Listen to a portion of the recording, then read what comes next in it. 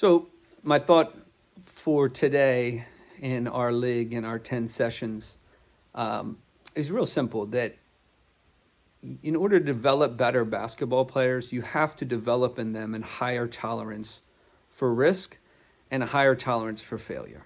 What we don't realize is that by putting our kids in more highly competitive environments, competitive meaning not just that there's a competition, but that there's a score and that there's a league and that there's winning and losing. And again, I'm all about teaching kids how to win.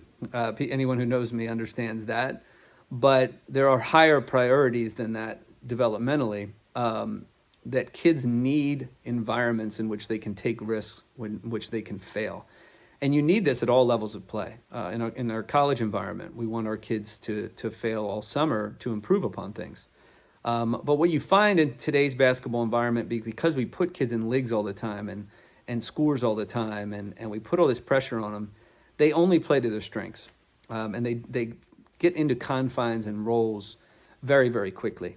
But in the course of their development early on, it's very, very important to give them a high tolerance for failure, particularly if you want your kid to be able to shoot, right? If you want your kid to be a shooter, they're going to have to fail thousands and thousands and thousands and thousands of times.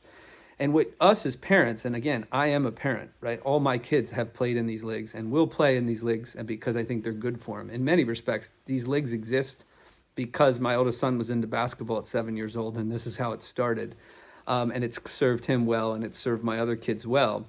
But what many parents have, and if I can't encourage you enough as parents to listen to this, is your kid doesn't have enough tolerance for failure because you don't have enough tolerance for their failure, right? Their failure is bothering you too much. And then you wonder why your kid's scared to take risk. It's because you can't handle it, not because they can't handle it. They can't handle it because you can't handle it. It starts with us, right? And I am like any other parent. I lose my brain sometimes. All the things that I can say can go out the window in a moment when one of my kids aren't doing it the way I'd like them to do it, or being aggressive, and I can lose sight of the learning process just like anybody else. But ironically, I'm the one who creates these leagues to build a higher tolerance for failure, and I try to preach that all the time to my kids. But the reason, again, we play this way in the summer, another reason why we play this way in the summer is to provide, it's like safe space in schools is a real popular thing now. Well, this is what kids need on a playground. It was a safer space to make mistakes. And the only people that yelled at them were their friends, and they could just tell each other to shut up and move on. That's much harder to do with your parents or a coach or anything else. You can't develop a higher tolerance for failure without the opportunity to fail and not hearing about it.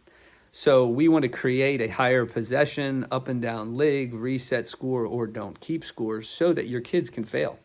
And if you don't build this in them, they'll never become a good basketball player. They really won't become great at anything because it's essential to have. So just for you as a parent, look yourself in the mirror and ask yourself, am I okay with my kid throwing up 10 air balls tonight or turning the ball over numerous times? Let me evaluate my own emotions.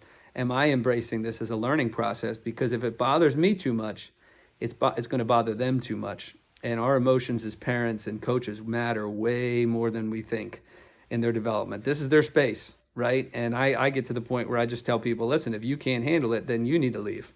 The kids are probably going to be fine if you're not there. And again, I speak from experience because I've had my moments as a parent where I've done the same thing. So let them fail. Let them build up that tolerance for failure. It'll serve them well in hoops and in all of life.